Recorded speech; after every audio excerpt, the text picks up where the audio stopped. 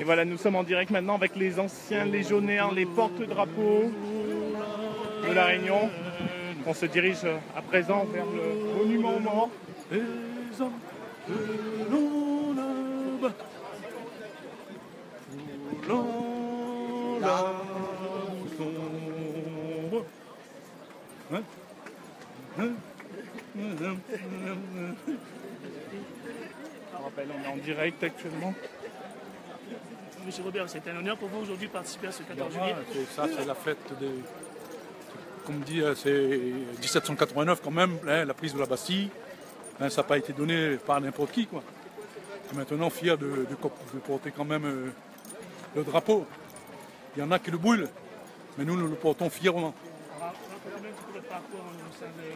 Eh bien, moi, je suis un ancien du 2e REP, du 2e ROI, du 3e ROI.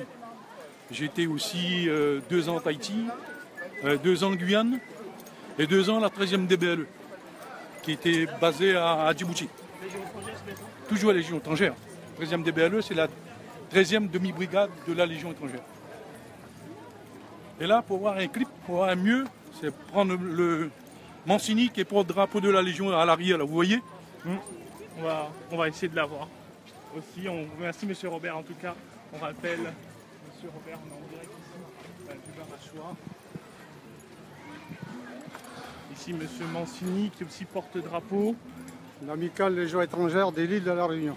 Monsieur Mancini, alors ce 14 juillet, c'est une date importante pour vous? Bien sûr, avec les valeurs qui se perdent, c'est très important pour nous, surtout pour les anciens. Un soutien à l'OPEX. Alors parlez-nous un peu de votre parcours au sein de l'armée. Mais j'ai commencé à la Légion étrangère. J'avais à peine 18 ans. Et au bout de 8 ans de Légion, je suis parti chez les Berts Rouges. Mais je reste toujours fidèle à ma première arme, la Légion étrangère. D'accord. On vous remercie, monsieur Mancini. On rappelle qu'il porte-drapeau à La Réunion, membre de l'amicale. Amicale Légion étrangère de l'île de la Réunion. L'amicale de la Légion étrangère de l'île de la Vous avez Réunion. tous les légionnaires derrière. Et nous avons aussi les légionnaires avec nous.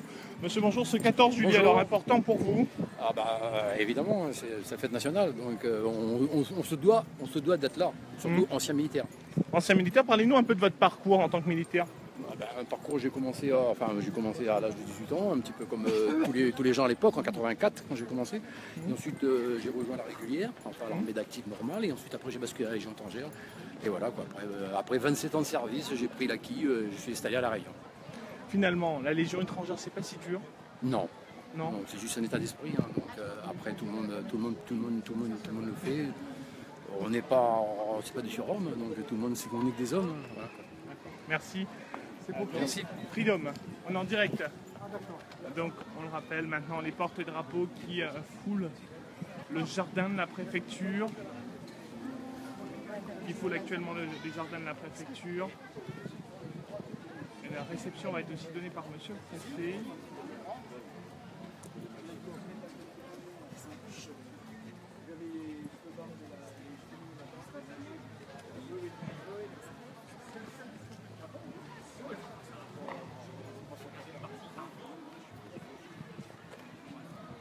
Un défilé qui est maintenant terminé. On remercie tous les auditeurs qui ont été présents, les téléspectateurs qui ont été présents pour suivre en direct ce défilé du 14 juillet à La Réunion, place du Barachois. On rappelle que cette année, c'était la première fois pour M.